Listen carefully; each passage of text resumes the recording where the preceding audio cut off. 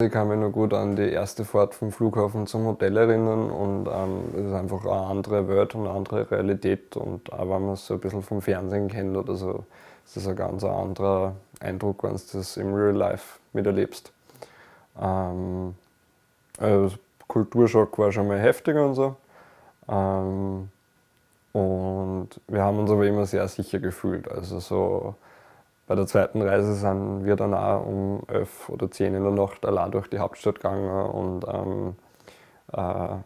waren weit weg von irgendeiner Gefahr. Oder du fährst halt auf als Weißer und wirst von jedem Somaliländer begrüßt, Welcome to Somaliland. Ähm, und du Hey, bist how are you?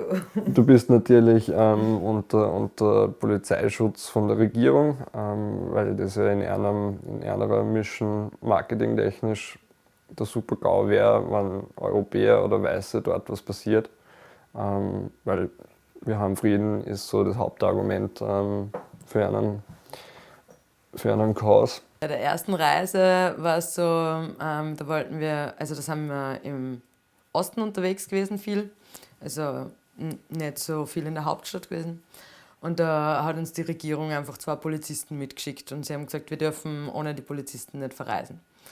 Und ich habe es immer recht schön gefunden eigentlich, weil wenn man so am Ende der Welt im letzten Kaff in irgendeinem Nomadendorf ankommt, nachdem man 3 Stunden durch eine Wadi gefahren ist, gehen die Leute so auf die zu, wieso habt ihr Polizisten dabei? Wir haben doch Frieden.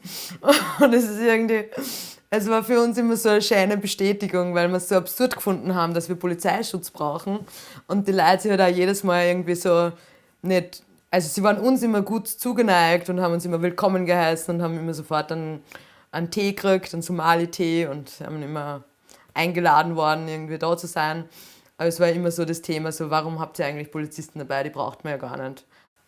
Naja, also wir haben im Flüchtlingslager gedreht, und also mehrmals, da sind wir immer wieder hingefahren und das war auch super entspannt einfach. Also uns haben die Leute dann schon gekannt und total positiv immer alle sind positiv uns gegenüber gestanden und unser Polizist ist halt schon immer mitgefahren, aber hat halt gewusst, uns passiert nichts, wir können uns frei bewegen und hat eigentlich immer so relativ am Anfang immer gleich gefragt, so, ja, ob er weggehen kann und irgendwie so sich zum Chillen hinsitzen kann.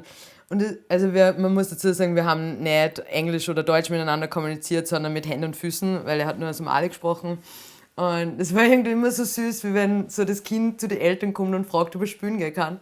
Und er hat immer spülen gehen dürfen. Und wir sind dann halt irgendwie, haben uns irgendwie frei bewegen können. Bis zu einem Moment. Und das war ein sehr schräger Moment in dieser ganzen Reise eigentlich.